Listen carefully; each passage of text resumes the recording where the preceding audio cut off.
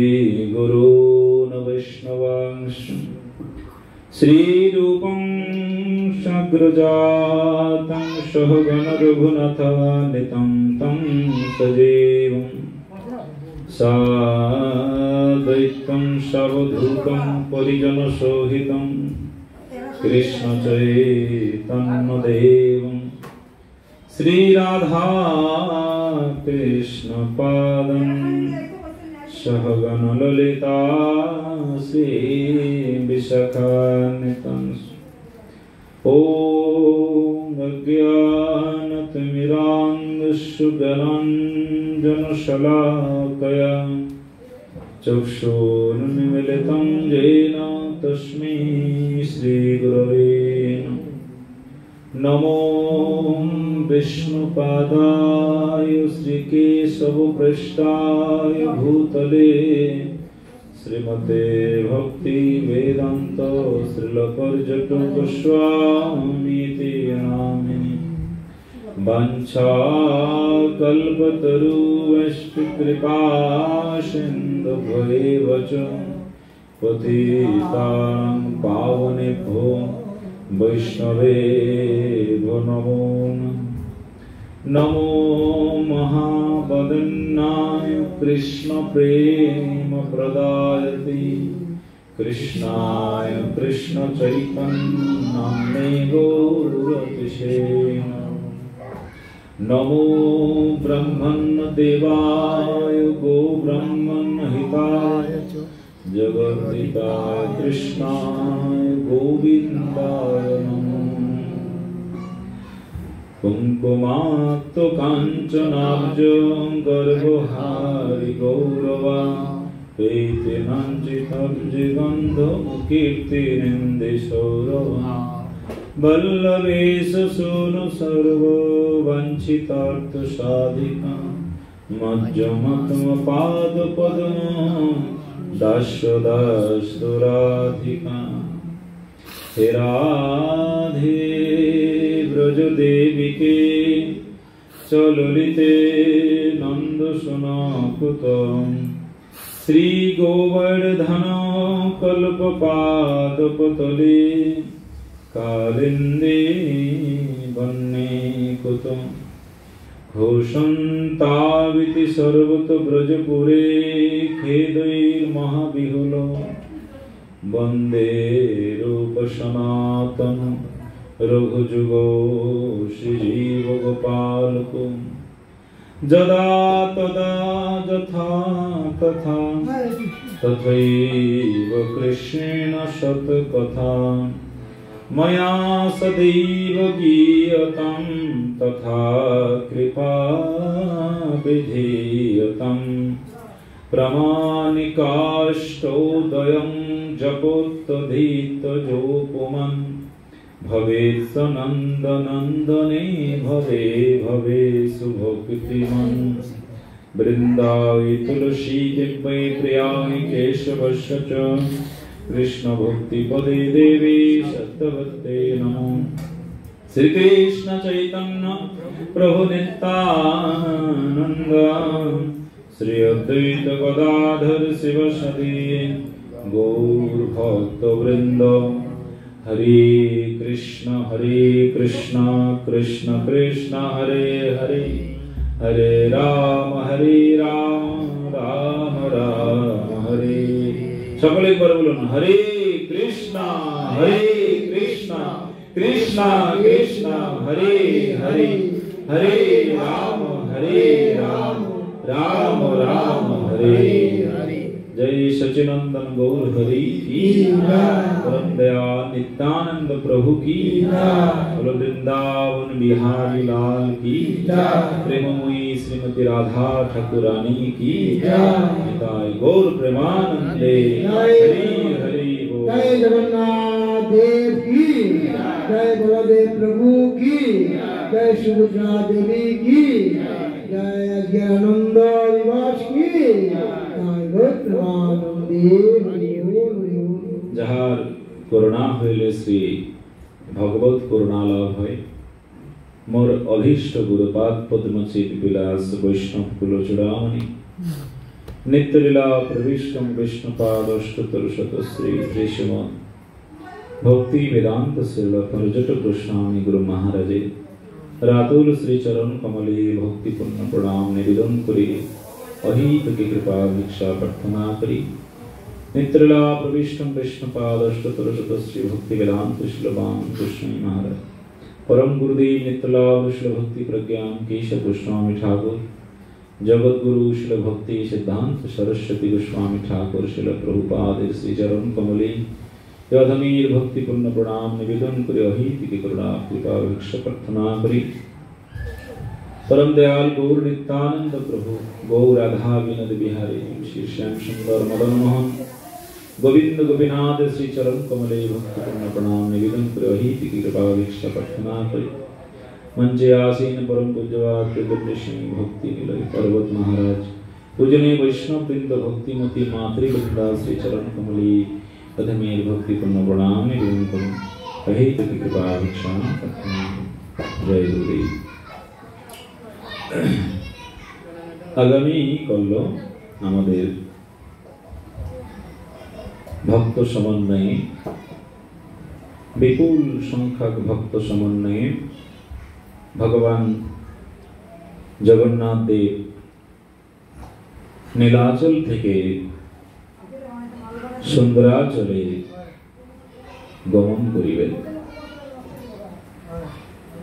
Nilachal hello Dwarkapuri, Sundarachal hello श्रीधाम वृंदावन।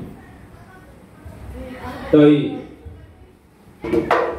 भगवान সেই নীলাচল থেকে বৃন্দাবনে যাত্রার অভিমুখে পূর্ব মুহূর্তে ভগবান যে রথী উপবেশনের দ্বারা সুন্দরাচলের দিকে অভিমুখে যাত্রা করেন, শাস্ত্রী সেই রথকে একটি पंचभौतिक शरीर संगे व्याख्या करेছেন।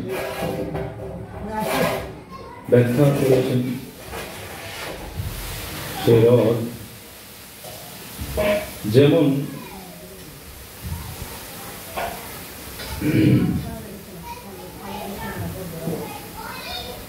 ভগবান জগন্নাথের রথে টোটাল কয়টি চাকা থাকে জানেন? কয়টি চাকা থাকে? কয়টি চাকা থাকে?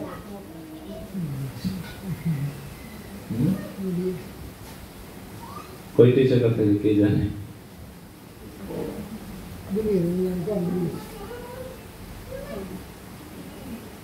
ভগবান জগন্নাথের রথে টোটাল 16টি চাকা থাকে। 16টি চাকা থাকে আর বলদেব প্রভু 14টি আর সুভদ্রা মহারানী প্রতি 12টি। কেন?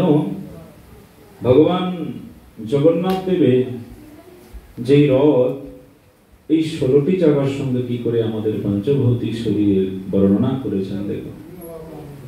আমাদের পঞ্চ জ্ঞানেন্দ্রিয়, पंच कर्मेंद्रिय और षड़रिपु তাহলে কত হলো? 16 হলো। এবং আমাদের প্রত্যেকটি হিউম্যান বডি শরীর টোটাল 206টি হাড় দিয়ে তৈরি। তেমনি করে ভগবান জগন্নাথ দেবের রথ কিন্তু 206টি কাষ্ঠ দিয়ে তৈরি হয়। সেই রথে কে উপবেশন করিবেন? ভগবান জগন্নাথ দেব। আবার ভগবান জগন্নাথ দেবের রথের নাম আছে। ভগবান জগন্নাথ দেবের রথের নাম কি? কি নাম? ভগবান জগন্নাথ দেবের রথের নাম হলো নন্দী ঘোষ। নন্দী ঘোষ। বলদেব প্রভু রথের নাম হলো তালধ্বজ বা হলধ্বজ। সুভদ্রা মহারানী রথের নাম হলো দেবদলন দেব দলন। এভাবে সেই ভগবান রথে উপবেশন করার পূর্বে কত মাস থেকে রথ তৈরি হয়, তেমনি করে প্রত্যেক মানব জাতি স্ব কর্মের দ্বারা,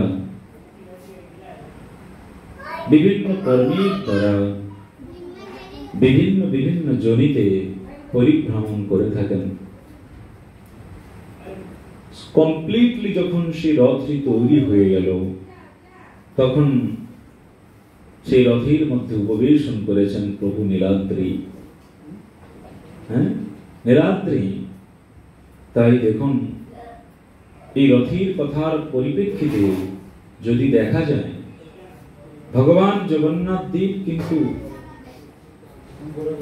সব থেকে নিচু কাস্ট, যাকে বলে সবর জাতির ভগবান।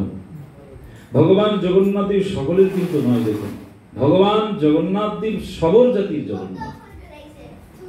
হে, আমরা জানি সেই সবর জাতিকে সব থেকে নিচু জাতি, সেই সবর জাতির দ্বারা সেবিত বিগ্রহ ভগবান সেই নীলমাধব পরবর্তীকালে জগন্নাথ হয়েছেন।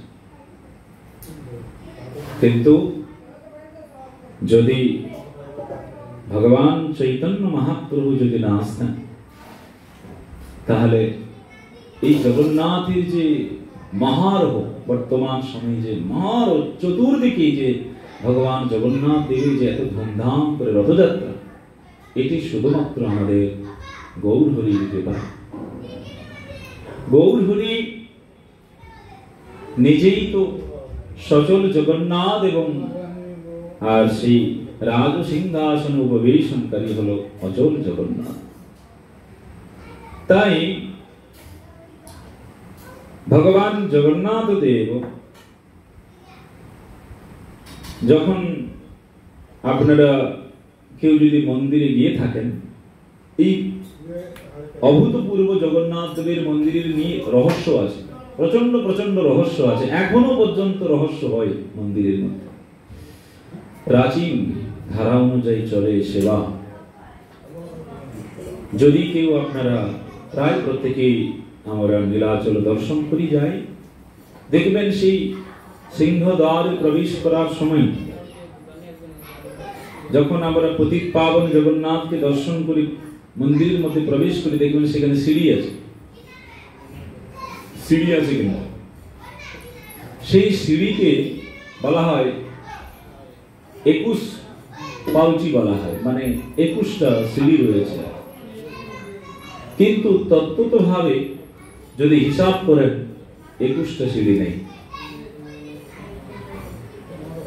21টা সিঁড়ি কিন্তু নেই, সেখানে 18টি সিঁড়ি আছে।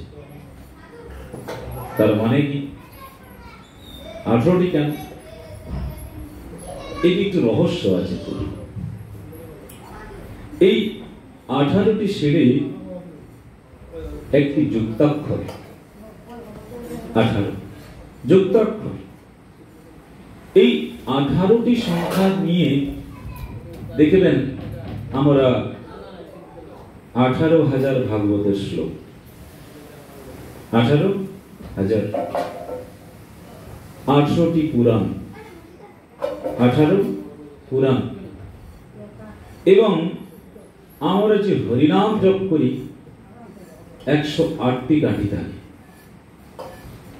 কিন্তু যদি সেই মাঝখানের শূন্যকে যদি বাদ দিই, তাহলে কিন্তু 18 হয়ে যাচ্ছে। কিন্তু এই শূন্য হলো ব্রহ্ম, এই শূন্য হলো শালগ্রাম ব্রহ্ম নারায়ণ। তাই ভগবান জগন্নাথ দেব যে বেদির উপরে উপবেশন করে আছেন, সেই বেদির অভ্যন্তরে মিনিমাম 1 লক্ষ শালগ্রাম শিলা আছে। যে বেদির উপরে ভগবান জগন্নাথ দেব বসে আছেন, 1 লক্ষ শালগ্রাম শিলা আছে। এগুলো রহস্যময় ভগবানের যে লীলা হয়। এটি একটি লীলা আছে, যখন মিনিমাম 12 বছর অন্তর সম্ভবত ভগবানের এই কলিবর পরিবর্তন করানো হয়। তো এখনো ভগবান শ্রীকৃষ্ণের প্রাণ যখন আবার নতুন কলিবর জগন্নাথের আবার তৈরি হয়, আমরা শুনেছি অনেক পাণ্ডাদের কাছে যে সেই পুরনো দারু ব্রহ্মকে সমাধিস্থ করানো হয়।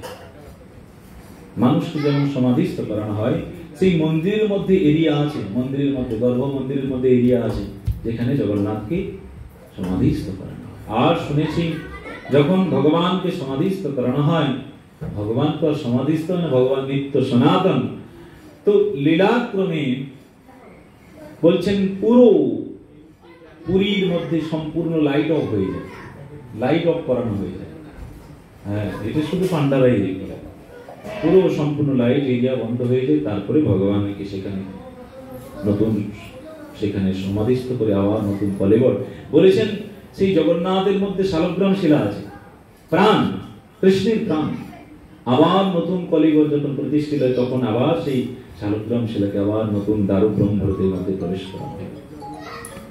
এইভাবে জগন্নাথের অভূত লীলা।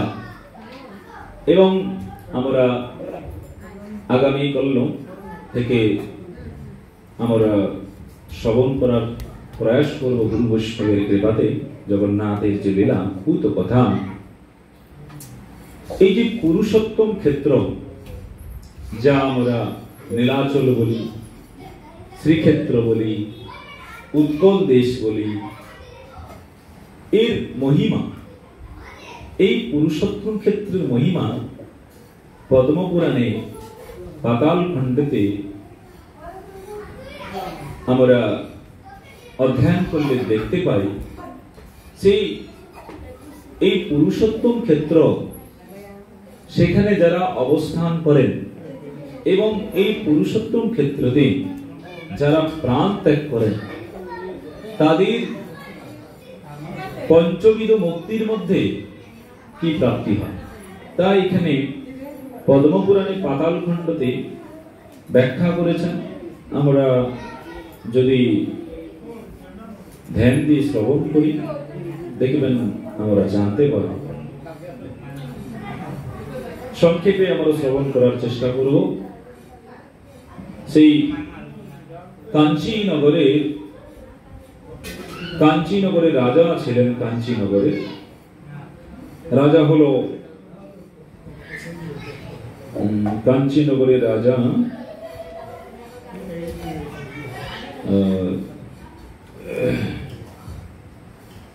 রত্নগ্রীব।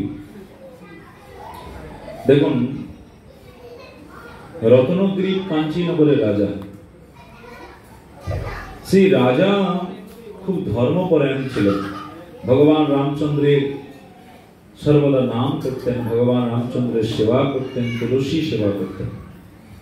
এটি একটি বৃহৎ ঘটনা আছে। যখন ভগবান রামচন্দ্র যখন অশ্বমেধ যজ্ঞ করেছিলেন, সেই অশ্ব যুদ্ধে অশ্ব সেই কাঞ্চীনগরে উপস্থিত হয়েছিল। এটি একটি অনেক ঘটনা, কিন্তু সংক্ষেপে শ্রবণ করার চেষ্টা করব। সেই কাঞ্চীনগরের রাজার বৈরাগ্য হলো রত্নগ্রীব রাজার। সেই রত্নগ্রীবের স্ত্রী ছিলেন বিশালাক্ষী দেবী। উনি স্ত্রীর কাছে বর্ণনা করছেন, বলছেন যে জীব তার সারাটি জীবন উদর পূরণের জন্য ব্যস্ত সময় কাটায়, বলছেন তাহলে তার সে উত্তম গতি প্রাপ্ত হয় না। এবং এও বলছেন যে রাজার মনে অভিলাষ হয়েছে কি, যে গর্ভবাস যন্ত্রণা হইতে মুক্তি কামনায় আমি গোবিন্দ মূর্তি বিরাজিত পরম পবিত্র তীর্থক্ষেত্র অদ্যাবি যাইতে পারি নাই। রাজা বলছেন স্ত্রীকে যে এই গর্ভবাস যন্ত্রণা থেকে মুক্তি প্রাপ্তি করার জন্য আমি এখনো সেই নীলাচল ধাম দর্শন করতে পারি না। অতএব এখনই যত্নপূর্বক মনোহর তীর্থ সেবা করিবার ইচ্ছা করিয়াছি। তখন সেই রাজা বলছেন, যে মানব আজন্ম কেবল নিজ উদর পূরণে ব্যস্ত, মানে একটি জীব সর্বদা উদর পূরণে ব্যস্ত থাকে, বলছেন কদাপি শ্রী হরির পূজা করিতে সমর্থ হয় না, সে তো গো বৃষ বলিয়া গণ্য। গো বৃষ বলেছেন, বৃষ বৃষ। যারা এই জীবনটা সর্বদা উদর পূরণে ব্যস্ত, সংসার গৃহমেধির মতন জীবন কাটাচ্ছেন, তাই আমরা কীর্তন করি যে জড়বিদ্যা সব মায়ার বৈভব, শ্রীকৃষ্ণ করণ শ্রীকৃষ্ণ ভজনে বাধা, মোহ জনমিয়া অনিত্য সংসারে জীবকে করই গাধা। আমি সেই গাধা হই সংসারের ভার বহিনু অনেক কাল, বার্ধক্যে এখন শক্তিবিহীন কিছুই না লাগে ভার। বলছেন এই সংসার ভার পোষণ করছি আমরা গাধার মতন, ভার বইছি শুধু। আমি সেই গাধা হই সংসারের ভার বহিনু অনেক কাল। দেখেন প্রত্যেকে কেউ স্ত্রী পুত্র আত্মীয় স্বজন বিষয়ের ভার বহন করছে সারাটি জীবন।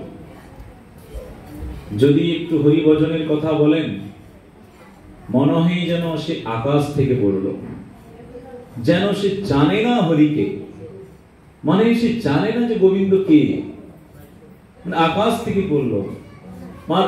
এমনই তাহাদের মুখভঙ্গিমা দেখা যায়, মনে হয় যেন সে ব্যস্ত, প্রচন্ড ব্যস্ত, সময় নেই তার শ্রবণ করা, কিন্তু সংসারের আর সমস্ত বিবিধ কর্ম করার তার প্রয়াস প্রচন্ড। তাই বলছেন আমি সেই গাধা হই সংসারের ভার বহিনু অনেক কাল, বার্ধক্যে এখন শক্তিবিহীন কিছুই না লাগে ভার। আর বার্ধক্যে শক্তি তো আমাদের থাকে না, তখন আমাদের কিছুই ভালো লাগে না। ভালো লাগে? ভালোই লাগে না। তাই শঙ্করাচার্য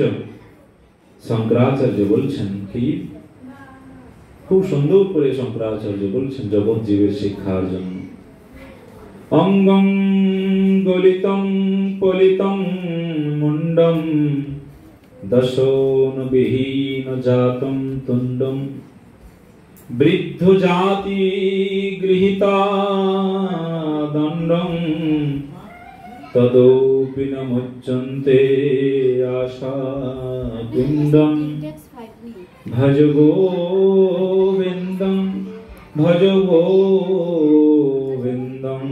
মূঢ়মতে। দেখো এই মনুষ্য শরীরটি যারা আমরা সর্বক্ষণ ব্যস্ত, সেই বার্ধক্য সময়ে এই মনুষ্য শরীরটি কি হবে? শঙ্করাচার্য বলছেন অঙ্গং গলিতম, বৃদ্ধকালে কি হবে? বৃদ্ধকালে অঙ্গ গলিত হয়ে যাবে। কি আপনি যতই আপনি প্রোটিন আহার প্রয়োগ না কেন, যতই আপনি ফাইবার যুক্ত খাবার খান না কেন, বিভিন্ন ভিটামিন, সবুজ শাক সবজি যা কিছু আপনি যতই করেন না কেন, একদিন আপনার অঙ্গ গলিত হয়ে যাবে। অঙ্গং গলিতং পলিতং মুন্ডম, আর বৃদ্ধ হয়ে গেলে মানুষের চুল পড়ে যাবে, মাথার চুল নেড়া হয়ে যাবে, মুন্ডন হয়ে যাবে, মুন্ডন। অঙ্গং গলিতং পলিতং মুন্ডম দশন বিহীন জাতম তুণ্ডম, আর দাঁত পড়ে যাবে কিনা? বৃদ্ধ জাতি গৃহীতা দণ্ডম, আর বৃদ্ধকালে লাঠি লাগবে কিনা বৃদ্ধকালে? তদোপি ন মুচ্যন্তে আশা পিণ্ডম, কিন্তু জীব তথাপিও জড় বিষয় ভোগের আশা থেকে নিবৃত্তি হলো না। ভজ গোবিন্দম ভজ গোবিন্দম ভজ গোবিন্দম মূঢ়মতি। হে মন, হে মূঢ় মন, তুমি একমাত্র গোবিন্দের ভজনা করো, একমাত্র গোবিন্দের শরণাপন্ন হও। কেন? এই জনম, এই মনুষ্য শরীরটি যতক্ষণ না ভগবান বাসুদেবের চরণে সমর্পিত না হচ্ছে, ততক্ষণ জীবকে পুনরূপী জন্ম পুনরূপী মরণম পুনরূপী জননী জঠরে শয়নম ইহ সংসারে খলদস্তারে কৃপয়া পারে পাহি মুরারি। এই মনুষ্য শরীরটি দিয়ে ভগবান মুকুন্দের যতক্ষণ না চরণ পাদ পদ্মে ভগবান মুকুন্দের প্রিয়জনের সেবা যতক্ষণ না শরীরকে আমরা নিয়োজিত না করতে পারছি, ততকাল যাবৎ আমাদেরকে বারবার মরতে হবে। বারবার করে এই মনুষ্য শরীর আবার মাতৃজঠরে ফিরে আসতে হবে। এই যে আমরা মাতৃজঠরে ছিলাম 10 মাস 10 দিন, আবার থাকতে হবে, আবার মরতে হবে, আবার জন্মগ্রহণ করতে হবে, আবার কোন দুর্বিষহ সংসারে এসে সেই সংসারে সমস্ত রকম ভার বহন করতে হবে জীবকে। কিন্তু এই জন্ম মৃত্যুর মালা একদিন স্থগিত হয়ে যাবে। যদি কোন বুদ্ধিমান সুকৃতবান ব্যক্তি, শাস্ত্রী বলছেন নিদ্রিয়মাদ্যং সুলভং সুদুর্লভং প্লবং সুকল্পং গুরুকর্ণ ধারণ, যদি কোন জীব সৎ গুরু পদাশ্রয় করে ভগবত তত্ত্ববিদ্যা গুরু পদাশ্রয় করে যদি হরিভজন করে, তাহলে তার এই জন্ম মৃত্যুর মালা চিরকালের মতন সমাপ্ত হয়ে যাবে। তাই সেই রাজা, সেই রত্নগ্রীব রাজা তীর্থ দর্শন করার জন্য ব্যস্ত হয়ে গেল। কোথায়? সেই নীলাচল, পুরুষোত্তম ক্ষেত্র, নীলগিরি। নীলাচল বলা হয়, অচল মানে পাহাড়, নীল পাহাড়। জগন্নাথের মন্দির দেখবে উঁচুতে রয়েছে, পাহাড়, নীল পাহাড় বলা হয়, নীল পর্বত। তখন সেই রত্নগ্রীব রাজা তার বিপুল সৈন্য সামন্তকে নিয়ে সেই নীল পর্বত দর্শন করার জন্য বেরিয়ে পড়লেন এবং তীর্থযাত্রা করিতে উদ্যোগ করিলেন। বিভিন্ন ব্রাহ্মণকে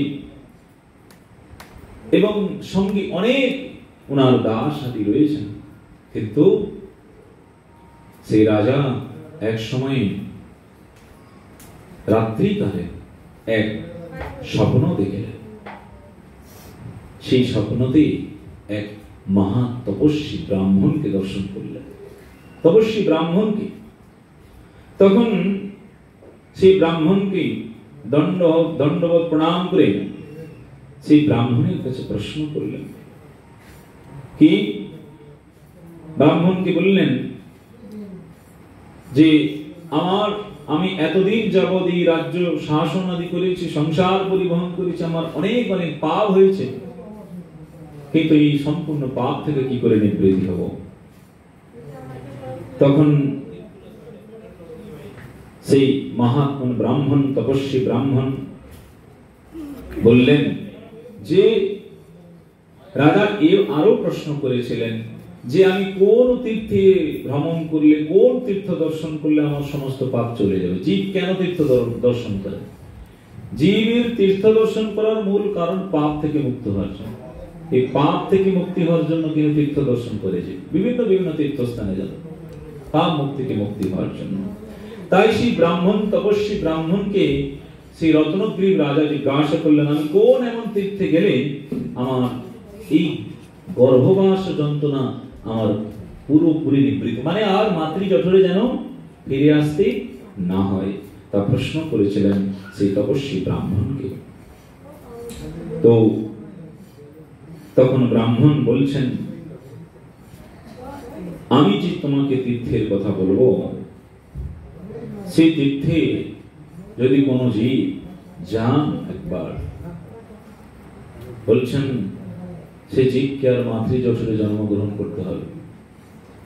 তীর্থ মাতৃ জঠরে বলছেন আর জীবকে দম আসতে হবে না।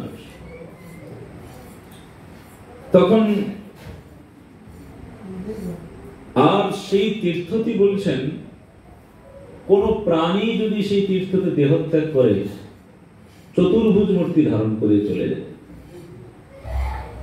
নীলাচল পুরীতে কোন কীট পর্যন্ত শাস্ত্রে পুরাণে ব্যাখ্যা করেছেন, কোন কীট পতঙ্গ যদি কোন সেই পুরী ধামে দেহত্যাগ করেন চতুর্ভুজ মূর্তি প্রাপ্তি করে তার চলে যাবে স্বধাম বৈকুণ্ঠে চলে যাবে। মানে এতটাই মহিমা নীলাচল ধামে, পুরী ধামের মহিমা। সে ভজন করুক আর না করো, তাহলে ভজন করলে আরো কি হবে, হরিভজন করলে আরো কি হবে, শাস্ত্রী ধামের মহিমা। এবং বৃন্দাবন ধামের মহিমা প্রবোধানন্দ সরস্বতী পাদ আরো বলছেন, ধামের অপরূপ। প্রবোধানন্দ সরস্বতী পাদ বলছেন যে কোন ব্যক্তি যখন ধাম দর্শন করার জন্য বৃন্দাবন যান, বলছেন মথুরা মন্ডল মানে মথুরা স্টেশনে যে নামি প্রথম আমরা, সেই মথুরা স্টেশনে পা রাখার সঙ্গে সঙ্গে বলছেন তার অনন্ত অনন্ত কালের সমস্ত পাপ রাশি বলছেন তার নিবৃত্তি হয়ে যায়, শুধু পা রাখার সঙ্গে সঙ্গে। তারপরে তো আরো বিবিধ বিবিধ বিবিধ বিবিধ অনেক রকম লীলা আছে। হ্যাঁ, আরো বলছেন যে যমুনার জল স্পর্শ করার সঙ্গে সঙ্গে তার বলছেন মানে গোপী ভাব মঞ্জুরি ভাব হয়ে যাবে যমুনা জল স্পর্শ করার সঙ্গে সঙ্গে। কিন্তু কেউ আবার প্রশ্ন করতে পারে যে আমি তো স্পর্শ করলাম, আমার তো সেই ভাব হয়নি। এটি এর মধ্যে আবার অনেক অন্তরালী কথা আছে যে না হওয়ার কারণ কি, কারণ আছে। এবং এই যে তীর্থ দর্শনের যে একটি নিয়ম কানুন আছে, তীর্থ দর্শনের নিয়ম আছে, হঠাৎ করে তীর্থ দর্শন করলে হবে না। তা পদ্ম পুরাণে পাতাল খণ্ডতে তীর্থ দর্শনের মহিমা নিয়ম বলেছেন কি করে তীর্থ দর্শন করবো। হ্যাঁ, আমরা তো তীর্থ দর্শন খুব ট্যুরের মতন করি, ট্যুর পিকনিকের মতন মানুষ দর্শন করি, কিন্তু তা প্রকৃত ধাম দর্শন হয় না। ধাম দর্শনের নিয়ম আছে। যাই হোক, এরপরে যখন সেই রাজা রত্নগ্রীব রাজা যখন সমস্ত সৈন্যদেরকে নিয়ে সেই তীর্থ দর্শনের জন্য বেরোলেন, তখন পুরুষোত্তম সান্নিধ্যে নীলাচলে যে মহা আশ্চর্য দৃশ্য দর্শন করিয়াছে। আগে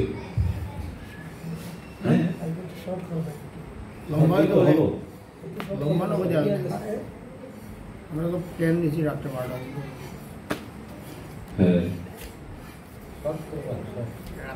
পর্যন্ত। সে রাজা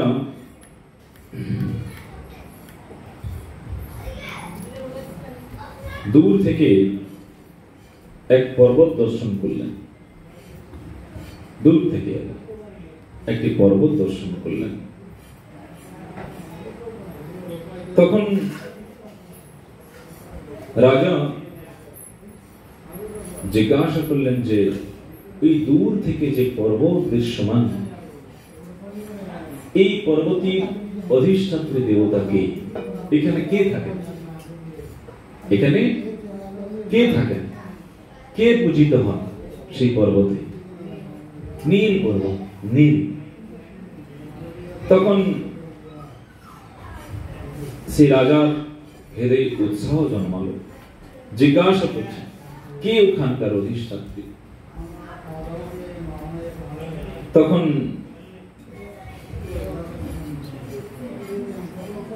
সেই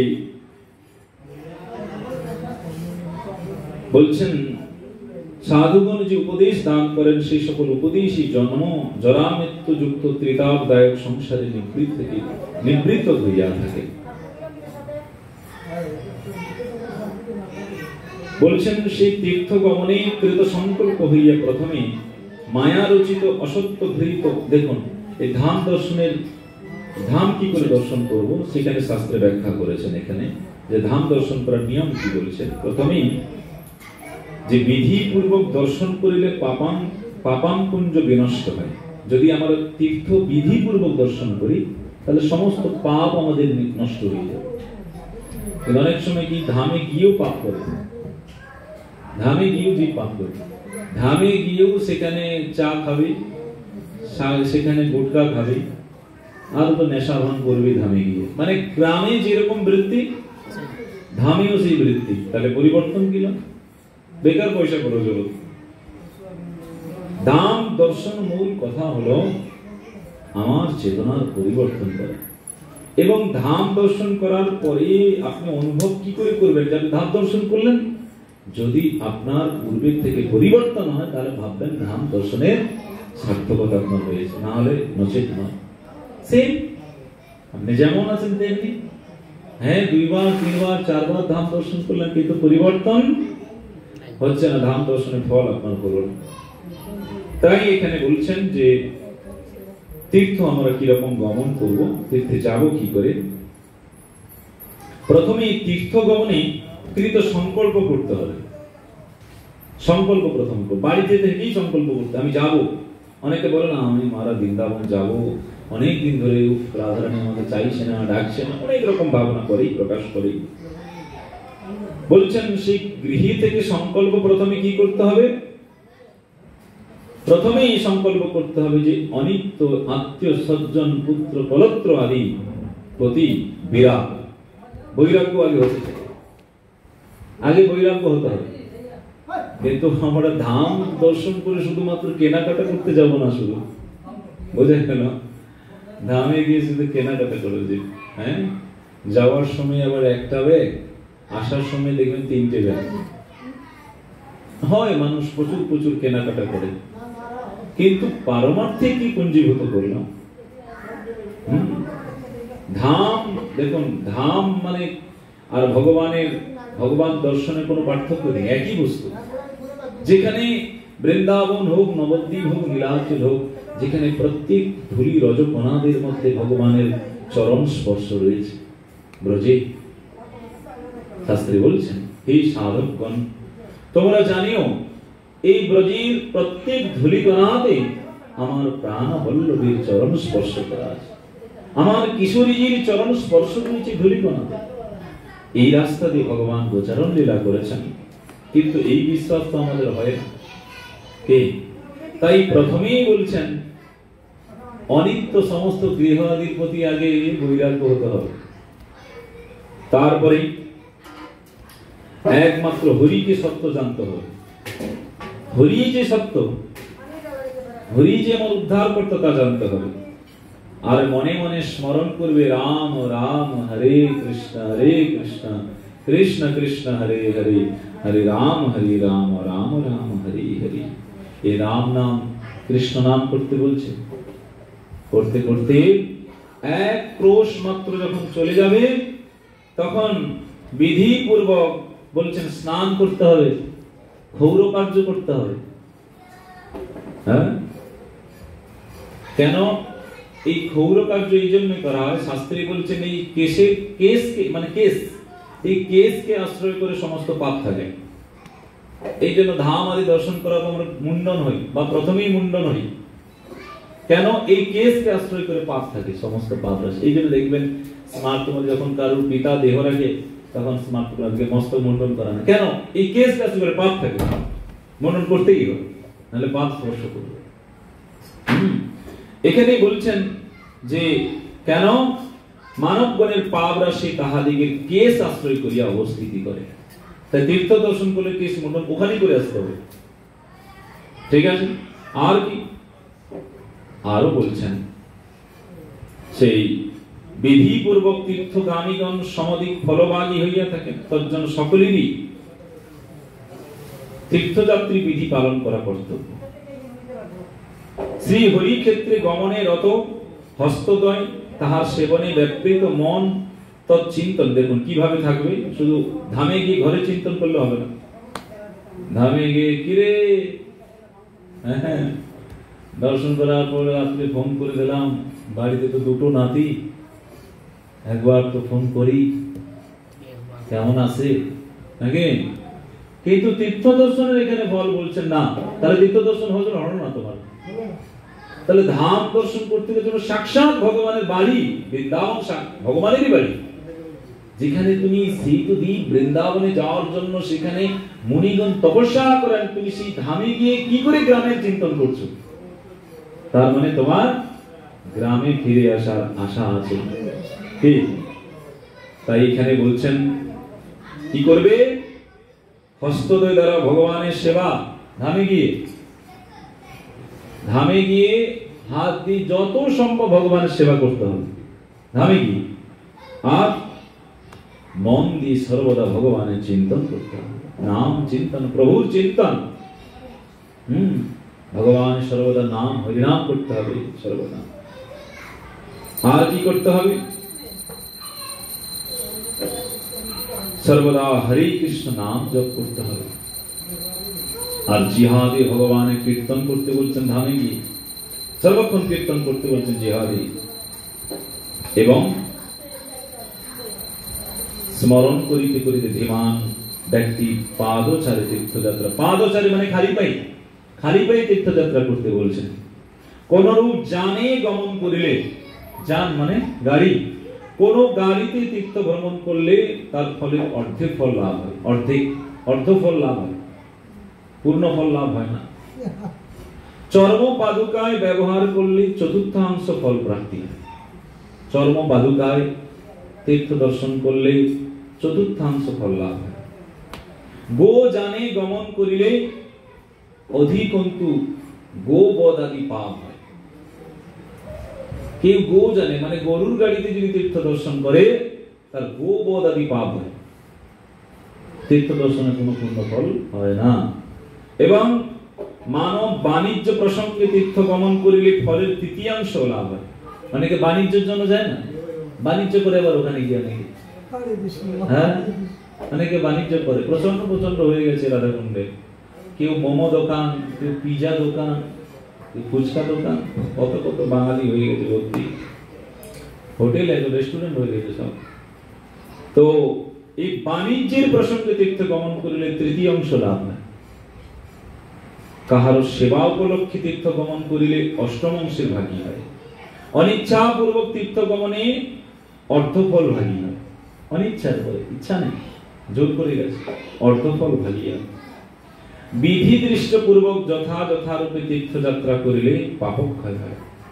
আর পুরুষোত্তম ক্ষেত্রে সাধুগণের পাদবন্ধন সেবান সুজনানন্তর নমস্কার করিলে নিশ্চয়ই শুদ্ধচিত্ত হইয়া হরিভক্তি প্রাপ্তি হইবে। এই জন্য ধামে গিয়ে সাধু মহাত্মাগণের সেবা করাই হলো ধাম দর্শন। মানে যতটা বেশি ধামে গিয়ে ভগবান গুরু বৈষ্ণবের সেবা করা যায় তাতে বলছেন শুদ্ধ চিত্ত প্রাপ্তি হবে। তখন সেই ব্রাহ্মণ বলছেন, আমি তোমার নিকট সংক্ষেপে এই তীর্থযাত্রা বিধি বর্ণনা করিলাম, তুমি এই বিধি অবলম্বন পূর্বক তুমি সেই পুরুষোত্তম যাত্রা করো। বোঝা গেল? আজকেই আমরা এটি শ্রবণ করলাম তীর্থযাত্রা করার বিধি। আজ এখানেই থাক, আগামী কাল আবার আমরা শ্রবণ করার চেষ্টা করব। এখানেই রহিল গ্রন্থ অমৃত লহরী পবন হরে। হ্যাঁ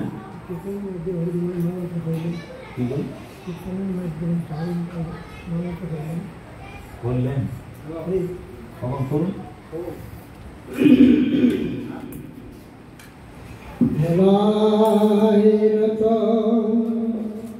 হরায়া নাম হরি হরি